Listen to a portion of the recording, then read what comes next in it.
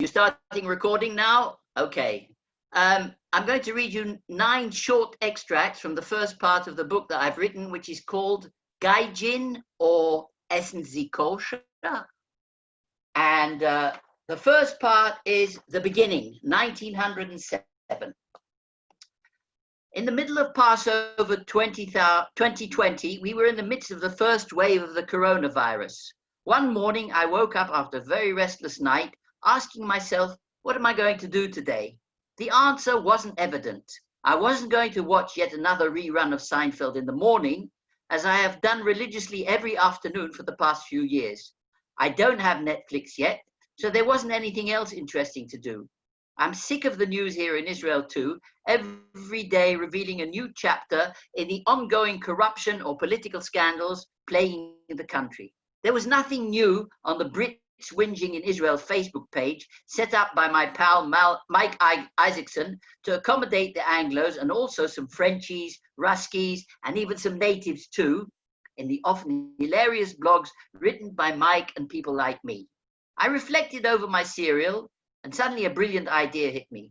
I've had an interesting life, none of the 9-to-5 routine that most of the great unwashed have to go through every day, even if highly paid.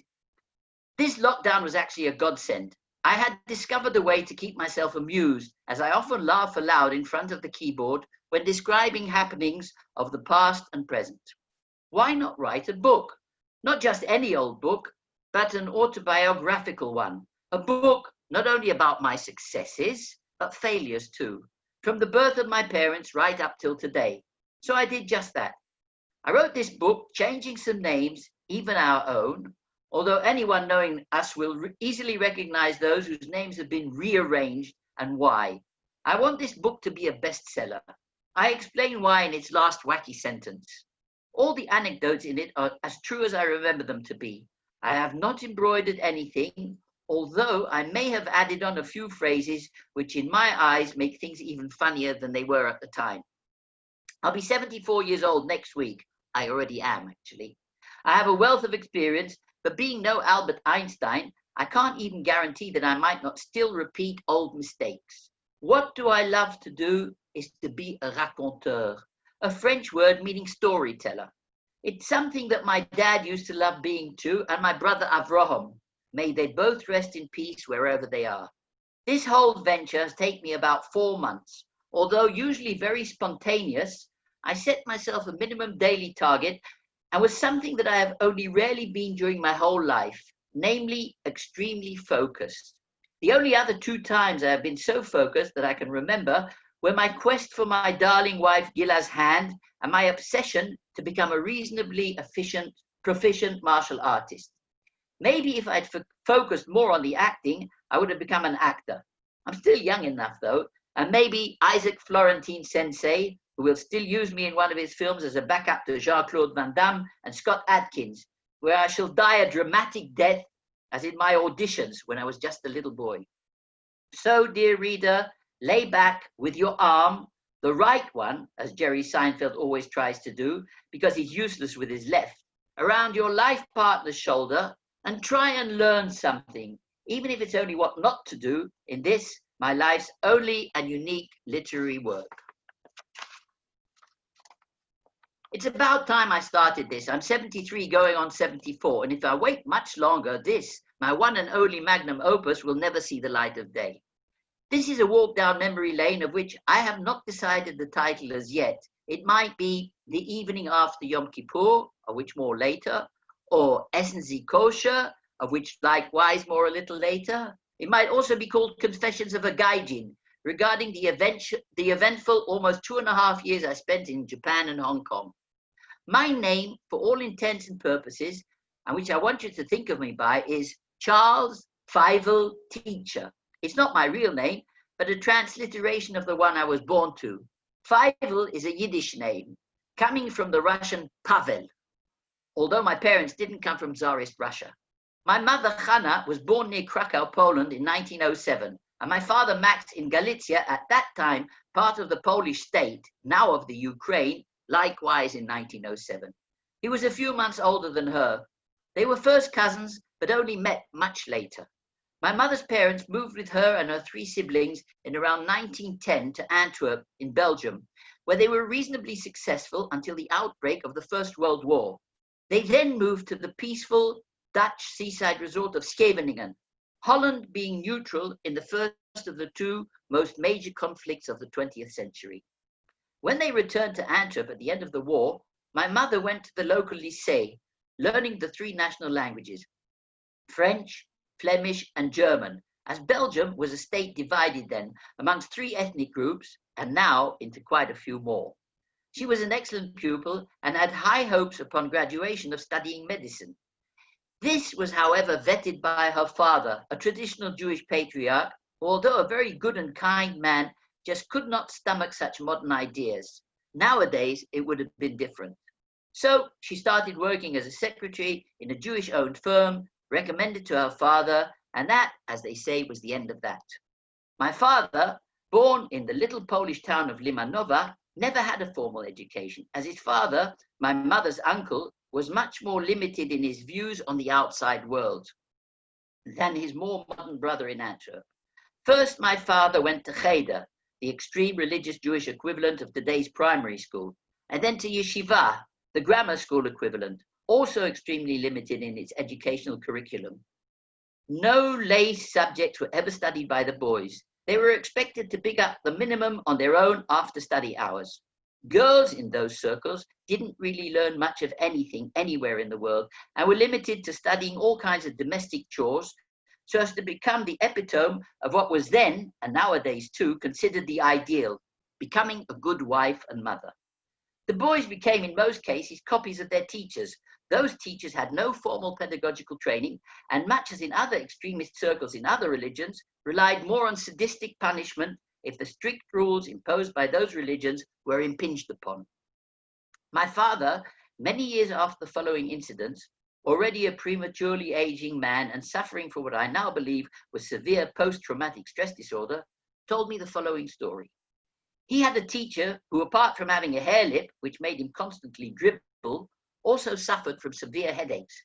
These made him even more difficult to contend with than your normal Rebbe or teacher, as he used a rather novel type of medicine against those migraines, namely a large radish that he applied with his left hand to his forehead. His knowledge of the 5 books of Moses was only fractionally better than the 8-year-olds he was teaching, whereby his translation of most of the Hebrew words in the text consisted of the Yiddish word "gar translated as nothing, in the language of Shakespeare. Even though very limited in the information he was given, my father constantly heckled the Rebbe. Once the Rebbe translated a Hebrew text saying, "The taste of manna was ketzapichis dvash." The taste of honey was like as the taste of honey. As the taste of honey. The Rebbe's translation was, "The taste of nothing was as garnished." My father refused to accept this and kept interrupting him, saying, "Was is ketzapichis dvash? What does ketzapichis dvash mean?" After 3 interruptions, the Rebbe lowered the radish from his forehead and screamed, "Ich will der wasen was ketzapichis dvash is. I'll show you what garnished is," and beat him so severely that he had to stay at home for 3 days. My paternal grandfather was an innkeeper, a Jewish trade in pre-war Poland, the equivalent of a publican today. And as soon as my father, the second of 5 brothers, was big enough, he helped in the pub, very often ejecting drunk Polish patrons from the premises. Although all the family was small in size, we were then, and today still are, always ready to take care of ourselves. Dad knew how to control the sometimes much bigger inebriated clients, very often temporarily putting their lights out or just restraining them, whatever the situation warranted. It came as no surprise, therefore, that about 8 years later, when he was a sturdy 16-year-old, and when his beloved youngest brother Heschel came home from Cheder, shaking and crying, having undergone the same treatment as his older brother had 8 years earlier, the dad took matters into his own hands. Later on in the evening, he went to the Rebbe's house, pulled him out of the marital bed, accompanied by the terrified screeching of both the Rebbe and his amply endowed spouse, and gave him a thrashing that he probably never forgot, berating him with, "Jetzt sollst du fühlen, was der Taam von ketzapichis dvash is." Now you should feel what the sweetness of the taste of honey is. The reason that my grandfather hadn't intervened earlier on at the Cheder was very possibly because he agreed with the way his 5 sons were being taught to become Talmidei Chachomim, Talmudic scholars, and the awe of rabbinical authority, still misleading its adepts today, 100 years later. 1940, the flight from Europe to England. Mum's brother, Menachem, had married an English girl. This subsequently saved all of their side of the family when Germany attacked Belgium on the 10th of May 1940.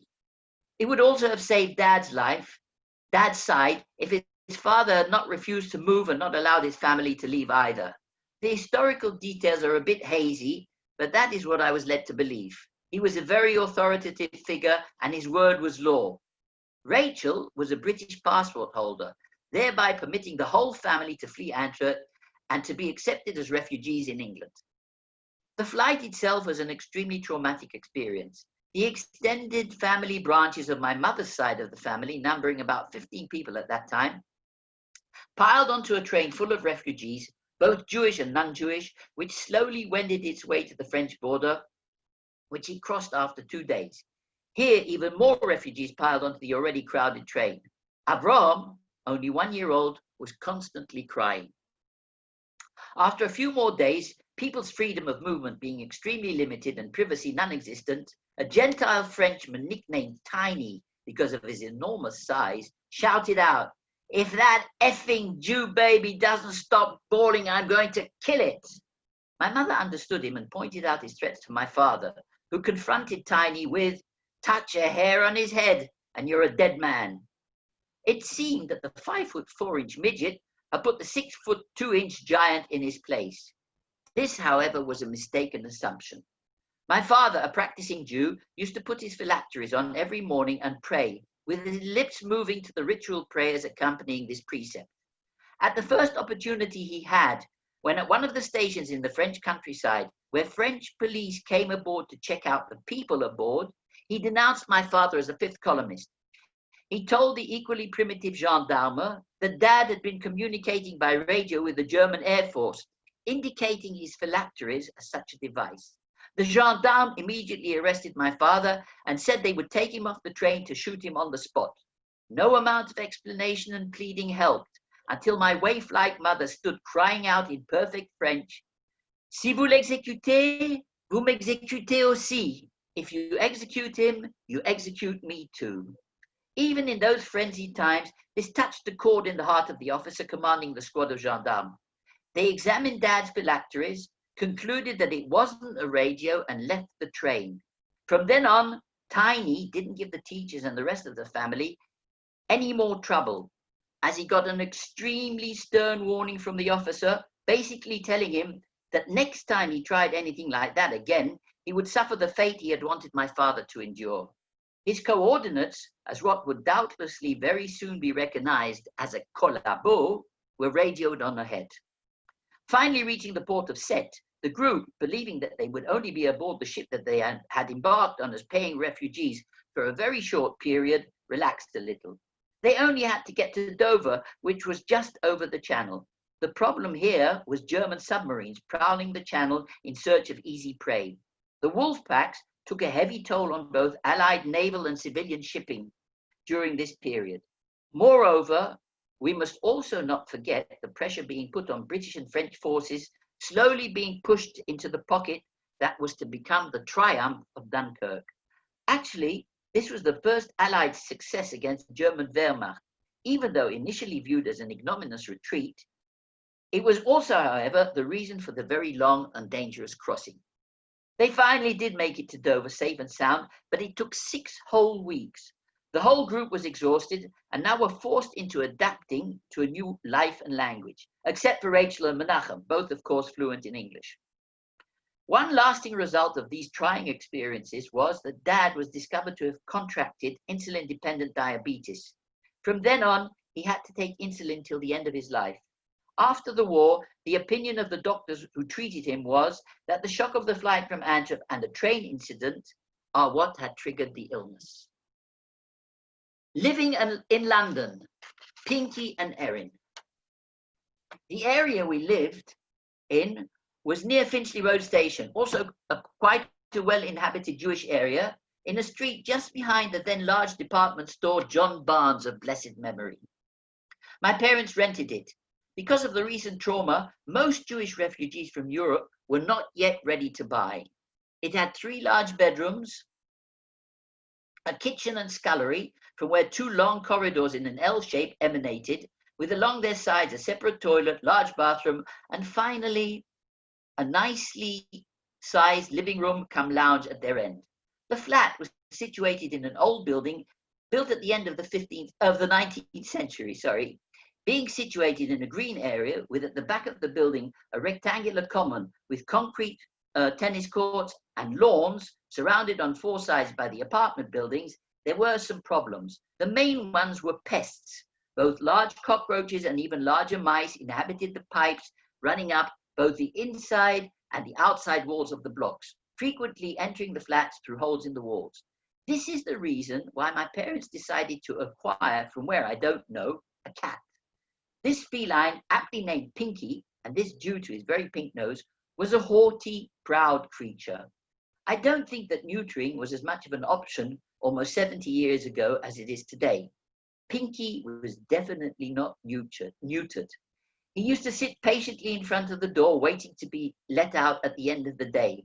This after a full day of hunting the various pests trying to invade his domain. Very often the screams heard from the throats of any female member of the household was because of his depositing a small corpse in front of them, not because a live one had almost tripped them up. We let him out.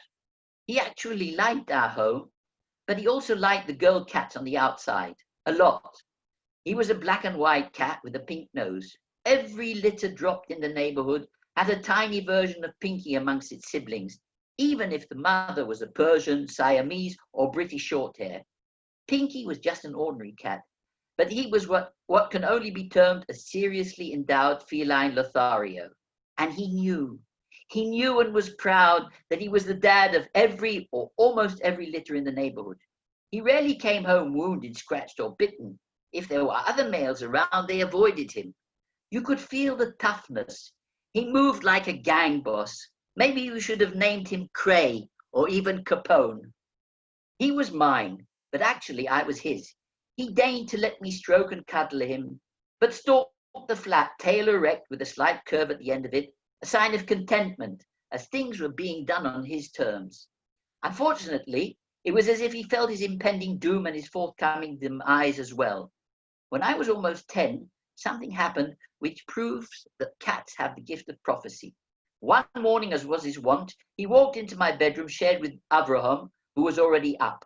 When I reached out to stroke him, he scratched my hand viciously, so deeply that I needed stitches at the local clinic. A few days later, after my parents had lived in England for 16 years, we were to leave it to go back to Belgium. I was only told the truth more than 15 years later. As a 10-year-old, I had been informed by my parents that Pinky had gone to a new home. In actual fact, he was too old and wild to be adopted. So very much in spite of their feelings of affection towards him, they were forced to have him put to sleep. A great loss to the feminine persuasion in the feline global picture, and to me, if I would have been informed of his passing then. 15 years later, I mourned him intensely, but only for a very short while, and then accepted that my parents had had no other alternative. I'm sure he knew or felt what his fate was going to be, and that's why he attacked. I should have protected him and would have tried had I known what was going to happen. But I didn't. I would have not been able to. I know now that my parents had no other alternative and ultimately did the right thing. I still think of Pinky, even though it's been 64 years since he's been gone.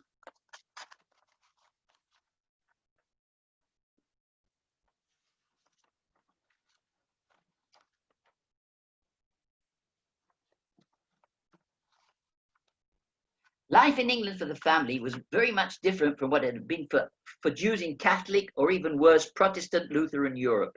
In the 10 years after my birth that I lived there, I never encountered open anti-Semitism, even though in the 21st century, with the return of that malignancy, it does exist. There is no shame to it anymore. Then there might have been. I believe my parents felt more comfortable there than in Belgium, as did Leon, Avram, and myself. I had an Irish nanny named Erin O'Hara, straight out of Galway Bay. She was the first woman that I, from the tender age of 3 till we left England, had deep feelings for. I don't know what my brothers thought about Erin, but I was totally smitten. Our relationship was in a way very intimate. She used to bath me and take care of my bodily needs with such devotion that today, if reported, this might have her up in court for a little too much exaggerated physical contact, if you understand what I mean. Actually, it didn't bother me a lot, and I even liked it. Erin's friend, Bridie, was totally different to her. She was tall, lanky, wore round spectacles, and had buck teeth. Erin, on the other hand, was pretty, with jet black hair, a slim, curvaceous figure, as well as a winning smile, which probably charmed the pants of quite a few Londoners. She lied to my parents about her age, telling them that she was 29. My mother suspected that she was at least 10 years older. This, after a few years of being a member of the teacher household and her duties being, apart from taking care of me, the cleaning and upkeep of the flat. On her evening and Sunday free times, after a devoted visit to the local Catholic church, she and Bridie used to go out on the town till late at night. They were, in hindsight, the classical case of Beauty and the Dog, which most young bachelors throughout history have encountered. Bridie was Erin's security. Although she probably may have given her the possibility of breaking loose from time to time, girls being girls. Bridie worked in another Jewish household in the neighborhood. The tricks that the girls got up to outside their places of work were never revealed over the threshold. When we, Bridie and Erin's charges, were walked, they often laughed uproariously during their banter, we of course being too young to understand. I think Erin went back to Ireland when we left in 1956.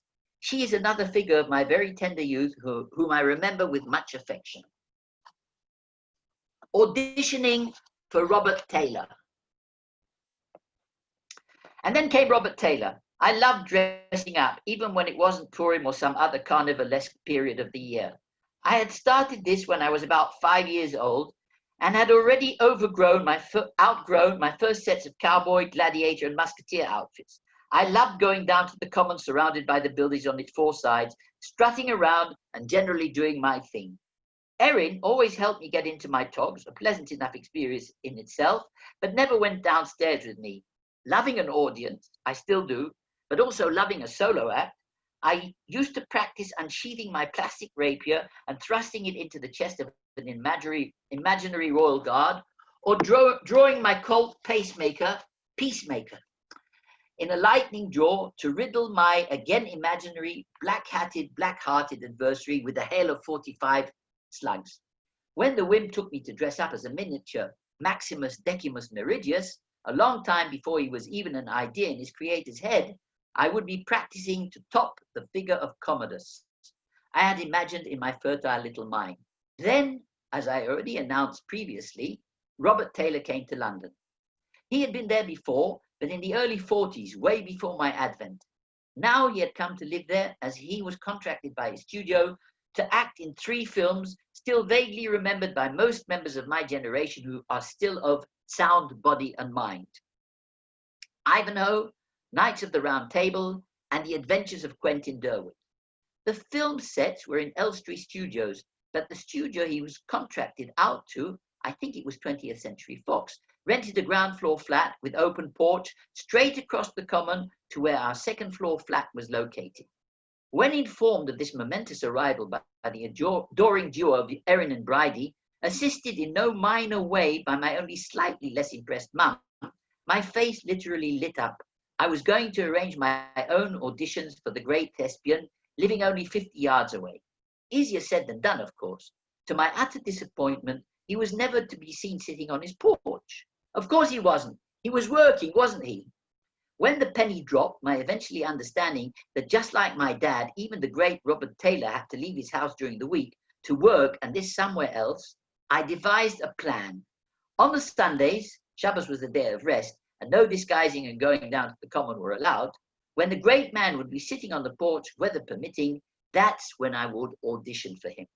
And so it was. On a few consecutive Sundays, your little truly would, with much assistance by the ladies of the house at an early hour before Erin left on her day off, Mum, not being very good at the disguise business and insisting I put my cowboy hat on backwards, my gun belt at chest height, and other valueless input, accompanied by my frantic yelling at her for the loss of time in getting ready, was I prepared.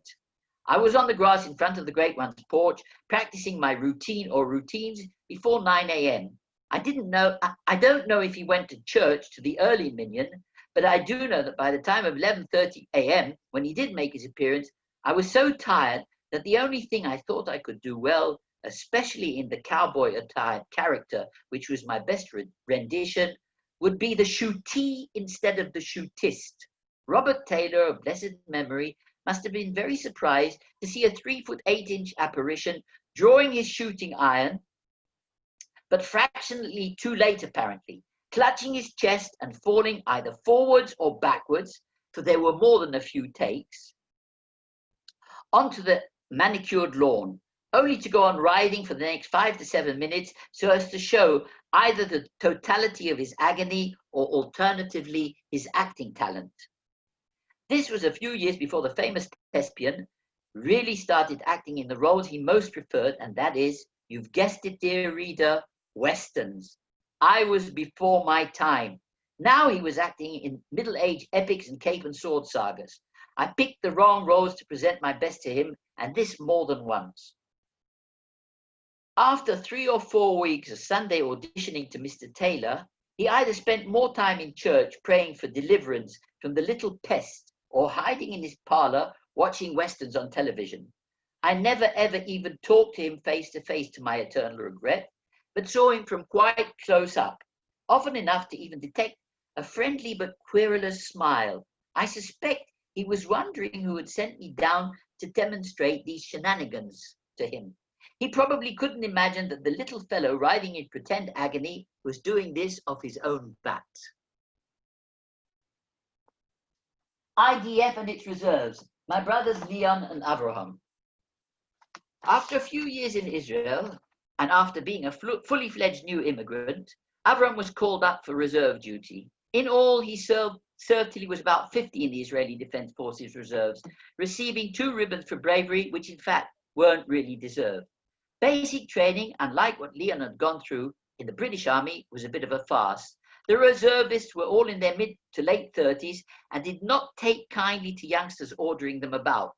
A drill sergeant in the British Army and other professional Western armed forces is generally a mature man in his 30s and even 40s who commands respect. In Israel, although being a very good institution, Tzahal, the acronym for IDF, is a little like a very well-organized army of partisans. The NCOs are often younger than the reservist recruits, who are a little recalcitrant in obeying some of the orders given to them. One incident Avram told me about was the case of morning calisthenics, which several overweight Georgians from the Western Asian Soviet satellite Joseph Stalin originated from, as you can imagine, a tough bunch, provoked. The young PT instructor used to charge into the tent at 6 a.m. with the local equivalent of "wakey, wakey, rise and shine," upon which the Georgians in the company just turned over on their bunks and attempted to go back to sleep. Avram and most of the others jumped out of their bunks, stood to attention, and waited for the next command. "Shorts and t-shirts outside the tent in 10, which they were. However, the Georgians just went on snoring. After a few minutes, the company sergeant major, a pretty serious 21-year-old, seeing that the full company contingent wasn't present on the parade ground, marched into the tent. Seeing the 7 Georgian fresh recruits still blissfully supine, he yelled, "Ma olech po? Atem rotzim kele shesh? What's going on here? Do you want prison number 6? The response of the leader of the group, a Stalin mustachioed giant of about 35, "Anachnu lo yecholim la'asot hitamlut." We can't do gym. "Lama lo? Why not?" screamed the CSM. "Yesh lanu gazim," was Stalin's curt response. "We have gas." Needless to say, no military codex ever sanctioned the dispensation of morning physical warm-ups because of flatulence, and the week-long cool-down in Keleshesh was no deterrent. The Georgians were later sent home after the army decided it wasn't worth its while wasting time on them. That's why, as far as reservists go, there is a dropout rate at the very beginning of their service of about 10%, going up later to about 30%. As far as conscripts go, things are better, but never 100% so. One of the strange things about the Israeli conscript soldier is that there is absolutely no spit and polish and no dress code applied in his or her daily to and froing. The basic training for combat units is tough.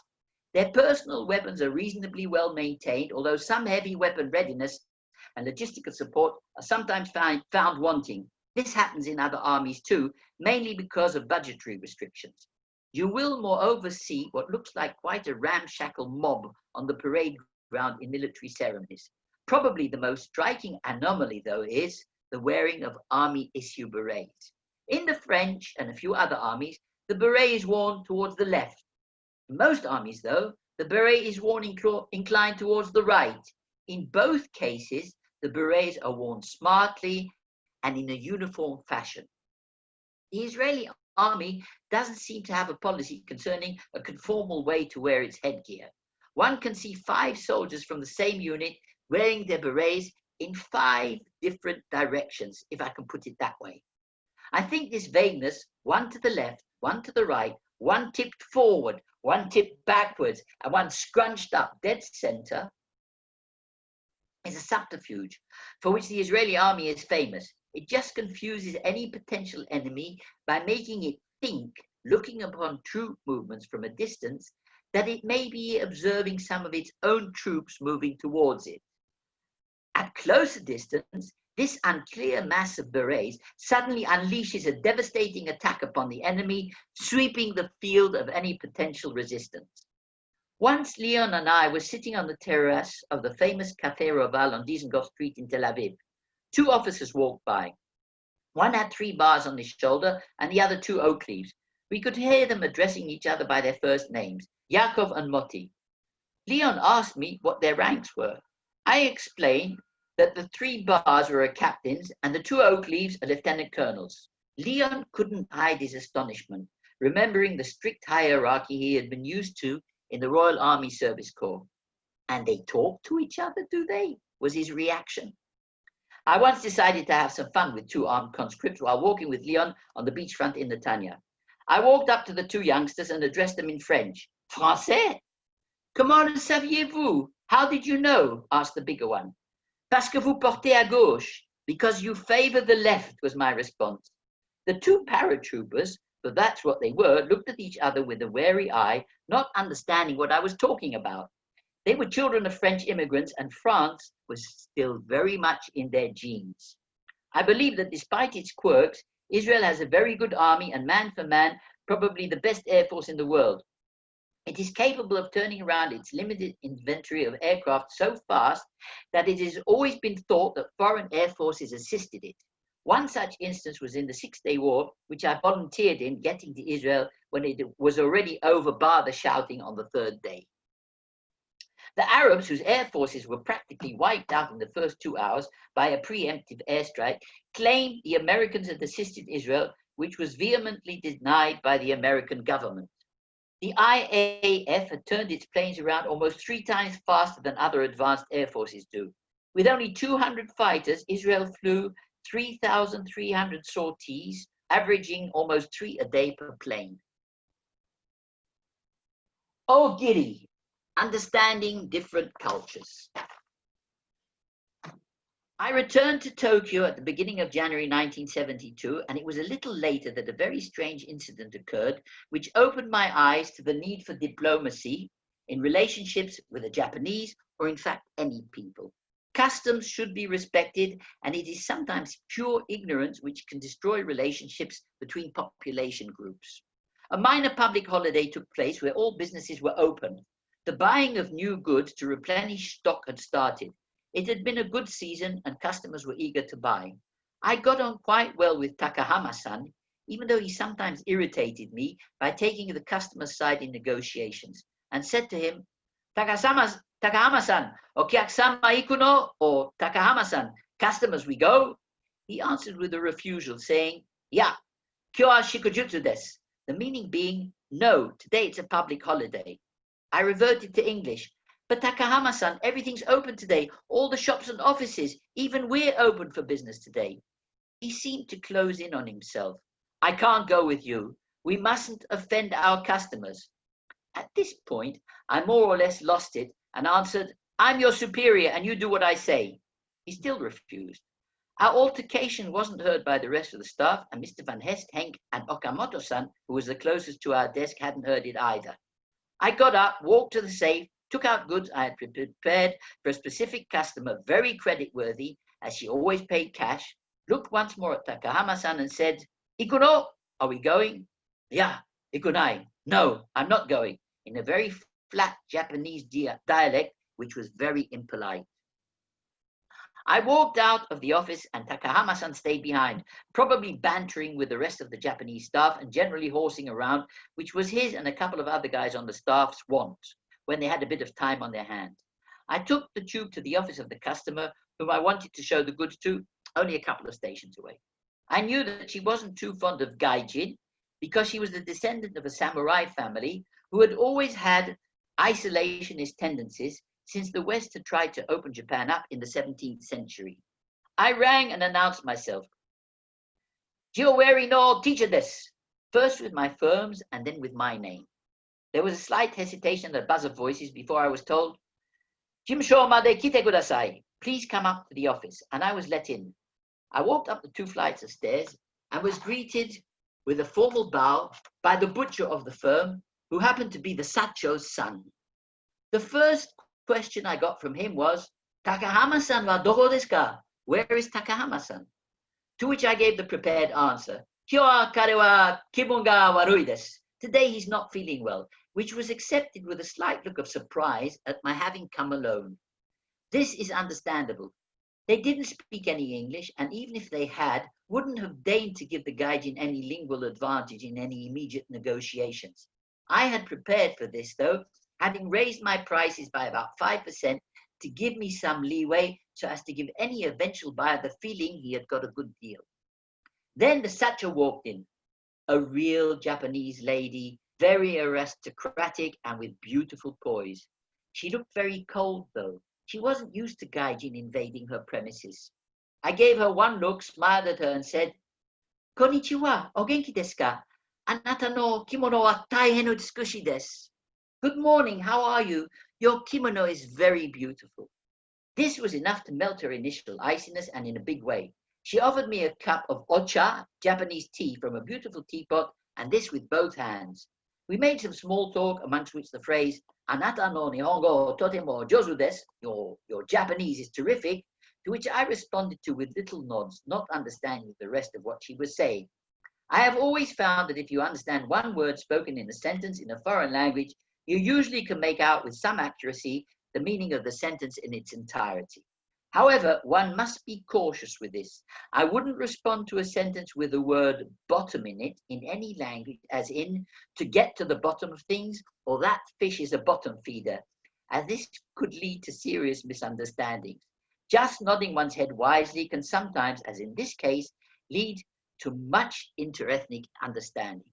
To cut a long story short, after about 5 hours, I got back to the office with a princely sum of 3 million yen in my briefcase. This was the equivalent of 10,000 US dollars, which was the equivalent of a good day's sale. I then did something silly. I opened the briefcase and threw the money onto Takahama-san's and my desk. He went very pale and said in English, "You have made me lose face. I must resign to keep it." I tried to mollify him, but to no avail. He went over to Mr. Van Hest and spoke to him in quiet tones in Japanese. Okamoto-san also joined in the discussion. It was to no avail. Don't misunderstand me. Takahama-san and I had a good relationship, albeit with some ups and downs, but I would never have thought that my actions in this case would bring him to such an extreme decision. He left the office that evening, never coming back, except once to come and talk to Okamoto-san, greeting me civilly. When I asked Mr. Van Hest if I had been wrong, he responded with, "Yes and no. You did what was expected of you, so did Takahama-san." From then on, for as long as I was in Japan, I always worked alone. Hong Kong and the Yom Kippur War. On Yom Kippur, I fasted well, also leading some of the prayers. The mainly Anglo-Jewish once-a-year participants in the service didn't really know what a lot of what was going on, but followed the directions of the gabbai or sexton, who told them what pages the following text would be, in English, of course. Everybody seemed at peace with themselves when towards about the last half hour of the services, a commotion started at the entrance of the synagogue. Everyone turned towards the gates where some shouting was going on. One does not disturb Ne'ilah, the closing prayer of the Yom Kippur service, probably the most solemn hour in the Jewish liturgy, unless something very serious must be done, such as pikuach nefesh, the saving of a human life, a paramount principle of the Jewish faith. A young Chinese man was standing there and stating in a loud voice that he had heard on the radio that Israel had just been attacked in the morning, Middle Eastern time, dusk Hong Kong time. In fact, just now, our time, by the combined armies of Egypt and Syria, which had caught Israel completely by surprise, or might I be so crude as to say, with their pants down. Israel needed some serious pikuach nefesh. The news we heard was a good reason to stop the service. It was almost finished, so the congregation did finish it, and this with a heart-rending Hatikva, the Hope, Israel's national anthem. I saw some older members of the congregation openly weeping. Mr. Zirinsky rushed off to the office and asked me to join him, as his Hebrew wasn't as good as mine. He appointed me to liaise with the press, but not to let them get too close to us until we had more information. Mr. Fleischmann looked stricken. He had lived a few years in Israel before coming back to the Far East and still had family there. Actually, all of us did. He spoke some Hebrew and started talking to some locals. I advised him politely not to again until we knew more. This advice he accepted. After a couple of days, a press conference was arranged by Mr. Zirinsky, which he asked me to attend. Then I took a big risk. I became an almost local war correspondent. I predicted what was going to happen. I correctly foresaw that about a week into the conflict, after first heroically throwing back the Syrian offensive on the Golan Heights, much more dangerous than the Egyptian 6-mile encroachment into Sinai, the Israelis would defeat an Egyptian attack, go on the offensive, cross the Suez Canal and surround the Third Army. The forces would be led by Major General Arik Sharon, who had been the officer commanding the Southern Command till 3 months before the conflict. He had actually left the command a mess, which his successor, Major General Gonen, a strict and unpopular disciplinarian, the lapsed product of a religious yeshiva, didn't have time to correct before the war started. I think it was Napoleon who said, "A good general is a lucky general," and this was proven to be correct in the case of Sharon and Gonen. In the end, the 2,800,000 Jewish population of Israel survived yet again, ultimately signing a peace agreement with Egypt and later Jordan, which, although a cold peace, is an effective one. I was viewed locally as a bit of a military pundit, the reason being that I had known a lot about the Israeli beforehand, having read so much about it. Even now, at the tender age of almost 74, I'm still very much interested in what new equipment it produces and buys, and the reasons for acquiring them Tzahal has. Some fellow pundit gave me the rank of honorary lieutenant colonel in the Hong Kong Dad's army, even though I was only 27 years after the war. The Chinese have always respected the Jews as being an ancient culture, as well as, just like the Japanese too, sharing our respect for the elderly. These rules, unfortunately, waning in all three ethnicities today. The Chinese were rooting for us, even though they supplied quite a bit of equipment to Arab armies and paid their leaders a lot of lip service. The Profumo Affair and meeting Gila. Remember the Profumo Affair? It was the indirect reason for my meeting my wife Gila. Another reason for this was my going to Hong Kong and meeting Rina and David there. I had seen them when I got back to Europe. They once came on a weekend to Antwerp, and right when I got back, I had gone to Paris to visit them too. Anyway, Mandy Rice Davis, Christine Keeler's friend and sometime partner in crime, came to Israel after the affair had John Profumo, Minister of War, as it was then known, resign in disgrace for having shared Christine Keeler with a Soviet naval attaché. His boss, Harold Macmillan's government, was voted out of office soon after due to the scandal. Mandy came to Israel, converted to Judaism, married Rafi Shauli, and opened a few bars and restaurants with him. I had gone to Tel Aviv for a couple of days, staying in one of the hotels on Hayakon Street on the beachfront. I was completely on my own and very down, as I was very worried about mum and dad, having taken care of them for more than a year now. One of the few evenings I was in Tel Aviv, I decided to see if I could find a place to relax. I asked at the reception desk if they knew a place close by where I could have a drink or two or three. They answered, if you know English, there is a piano bar restaurant very nearby. It's called the Singing Bamboo. You can't miss it. It belongs to Mandy Rice Davis. She's English. I didn't understand the relevance to me. It might have been my English accent, which wasn't very noticeable. And so it came to pass that I found myself in a really dark place at the piano nursing a whiskey. A young woman singing there became famous later on. She had a very good voice and was singing some Israeli standards. Her name is Riki Gal. When she went off for a short break, I, still unaware of my surroundings, started chatting with the pianist. I asked him if he could play My Way. This song, originally composed by the French composer Jacques Revaux with the title Comme d'habitude, or As Usual, had been adapted to its better-known English title by Paul Anka for Frank Sinatra. He answered in the affirmative. I asked him if I could sing it with him. His answer, can you sing? Was answered with a very assured, you can bet your life on it. Give me an A. Convinced, he started the number. He was only about 5 years old at the time and still very popular. I was 28 and my voice was still very clear. I don't know what the song means to you, but I was the vigorous son of dying parents and I was singing it for them, their requiem. I gave it my all, even though I couldn't see the people around me. I don't think I've ever been in a darker club. At the last, I did it my way. There was a hush in the club, then some enthusiastic applause, including from the pianist, whose jar I put some well-deserved bread into. Remember that phrase? Then, from just across the piano, shouts of, Charles, Charles, qu'est-ce que tu chantes bien? Charles, Charles, you do sing well. Imagine my joy when I saw who the shouts were coming from. It was Rina and David, and they weren't alone. A lovely young woman was with them too. They introduced her to me as Gila, a friend of Rina's, whom she shared a flat in Jerusalem with when they had gone to university there. A third flatmate had been a later well-known radio personality. From feeling pretty down, I went into top gear. Gila has always told me that I like an audience. She's right. I suddenly turned into a one-man act. I think, on my part anyway, that it was love at first sight. I had to exile myself to Hong Kong, meet Rina and David there, have England undergo the Profumo Affair, and Mandy Rice Davis convert and marry Rafi Shaoli, and just be in the Singing Bamboo exactly on that night to meet this dream. It was an act of God. She has always loved my singing. As to my clowning around, I'm not so sure. What she had heard didn't fit this little guy jabbering away with Rina and David while she sat there not saying a word. Of course, I introduced myself.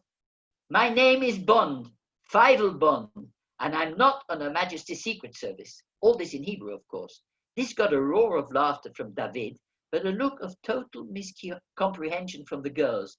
Anyway, I then told her my real name.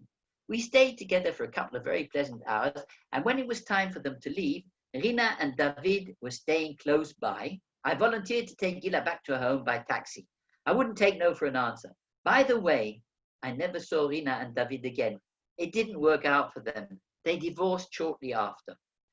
So off to Netanya we went. She listened to me the whole way with a bemused look in her eyes. At a certain point, when I was taking a breather, she told me that her brother was in the Air Force. I said, what does he do? To which I got, Mechonai ad Skyhawking, a mechanic on Skyhawks. To which my reply was, Eze Degen, A-E-H-O-N. Which type? A-E-H-O-N. This got her a little flustered. She really thought I was a spy. When we got to her studio in Netanya, she invited me up for a drink, but explicitly told the taxi driver to wait. Actually, a very clever move on her part. He did, and I could see that her hospitality had definite limits. I went up, had a glass of cold something, was permitted to give her a peck on the cheek, and back to Tel Aviv I went. I was allowed to note her address and phone number in case of my return, though. She was, and still is, such a lovely girl, that I decided there and then that she would be my wife. Okay, the last bit, life changes. Dr. Schilder and partnering up with Romy Sherman. At that time, two very important things happened to me. I was going to have to completely change my life, and I was going to meet two men who would have such a significant effect on my life that I am still grateful to them now, 35 years later. At the age of 38, I wasn't at my top from a physical point of view. I hadn't done any sport since I was 18. I also smoked 2 packs of Benson & Hedges a day, loved a whiskey or two every day after work, was overweight by at least 10 kilos, and generally a total hedonist. I also felt good, except for some shortness of breath that was hardly noticeable. My comeuppance was nigh. I went for a routine blood test. I didn't do this every year then, but being responsible in a way, I thought it was time for one. A couple of days later, Dr. Schilder phoned me and asked me to come to his surgery. When I got there, he asked me in his blunt way, "How are you feeling? How many years more do you want to live?" A bit surprised, I asked. "Strange question. Why do you ask?" He cocked his head slightly and said, "The way you're going, you're not going to make 40. Your blood is basically mud." Shocked, I said, "What do you mean?" His reply was, "If you don't change your life, drastically I mean, you're going to suffer a fatal cardiovascular accident sooner or later, much sooner. You've got to change the way you're doing things." Dr. Schilder wasn't renowned for his bedside manner. "So what do I do?" was my querulous question. "Stop smoking, stop drinking, and change your diet. You've got to lose weight, and you must start doing sports." I thought for a couple of minutes and replied, "I'm going to do karate." My calculation was simple. 20 years after my last breakfall, I still sometimes do them, but not too often, I didn't think my body would be able to take multiple ones anymore. But I would be able to learn punching, kicking, and knife hand strikes. His shocked reply in turn was, "I didn't mean that. I mean you should do some aerobic training, such as running and gymnastics, not karate." I must add here that 35 years ago, karate was still recognized as an extreme sport, very much like MMA and UFC today. And 38 years of age was a very advanced age to start learning it then. Today, I know and sometimes even train fit 60-year-olds. This was unheard of then. I must admit that even though I drastically diminished my food and alcohol intake, it took me another 14 years to even diminish my smoking. That I did in the spur of the moment and totally within a 2-day period. I had a lot to live for. Gila and Noah were my first priorities. I didn't want to leave them alone. I was enjoying life too much to leave it. I would change the way I was living it though. At the same time as this was going on, a stellar change in my business activities happened too. Aaron Schraber had a very demanding customer who lived in Germany. His name was Usha. I don't recall his surname. He would come to Antwerp every week to do his purchasing. He ran a very big operation and took so much of Aaron's time that he didn't have time to take care of buying my goods anymore. I found another customer. He is a very aristocratic man named Romy Sherman. At that time, he was a well-known representative and salesman for a large American diamond company manufacturing and importing polished from South Africa. They had offices all over. The main one, apart from the head office in New York, was in Antwerp, run by a chap called Arthur Zeller. Remember the name. Romy was a salesman, and both of them were very well off. Romy, being a good businessman though, was always looking for added opportunities. One day, by pure chance, he had a look at my production and purchased it outright. I explained to him my setup, and he said he would take it every month on condition it was up to standard. We didn't sign a contract, but in the business, Mazalu Bracha was as good as a signed document.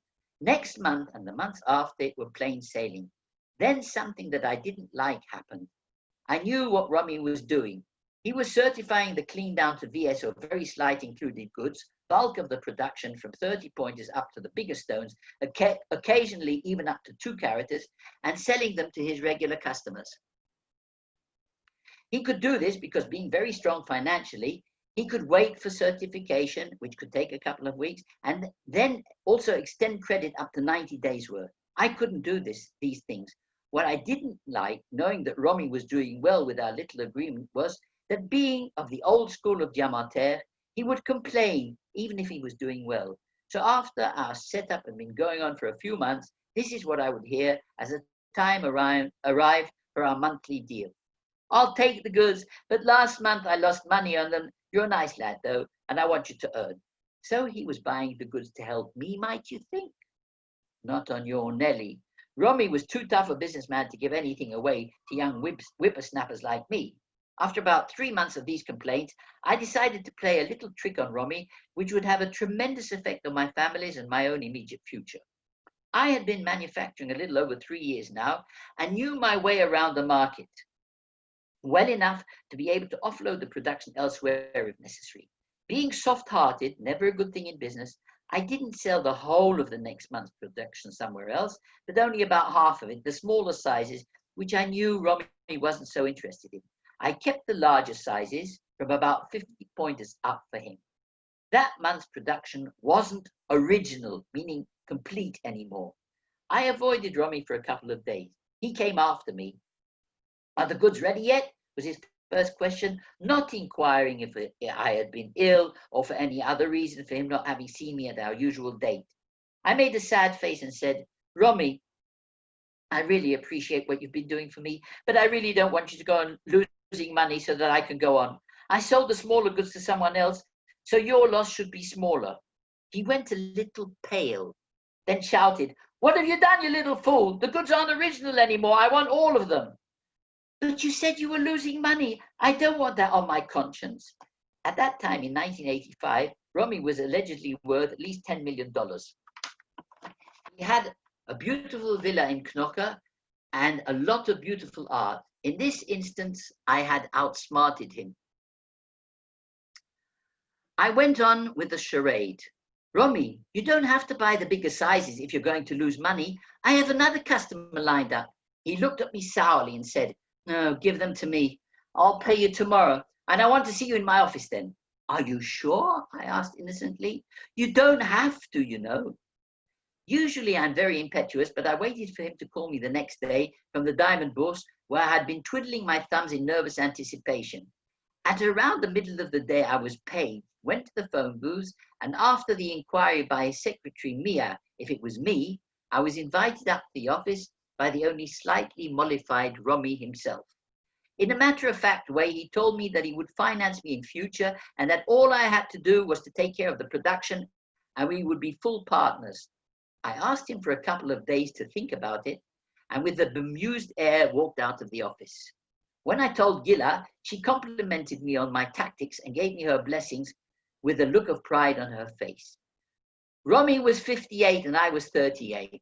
We remained partners for 11 years till 1996. We were never compatible, but in hindsight, we actually liked each other, if only a little.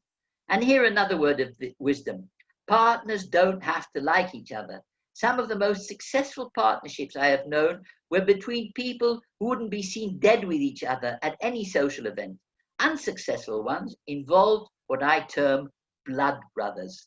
Romy was born in 1927 and had been an evacuee of around 14 in France.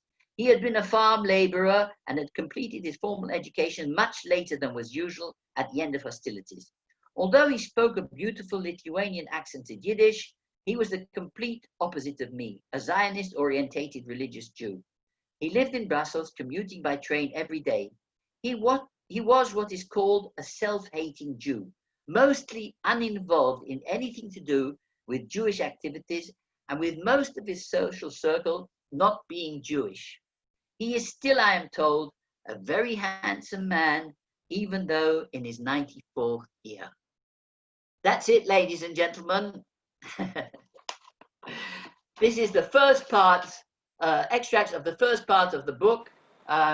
If there's any interest, we can do the second part of the book in a few weeks' time.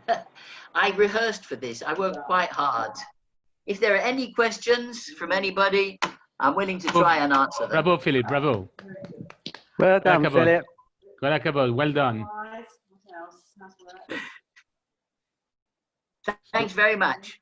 So we're expecting your next invitation. Okay.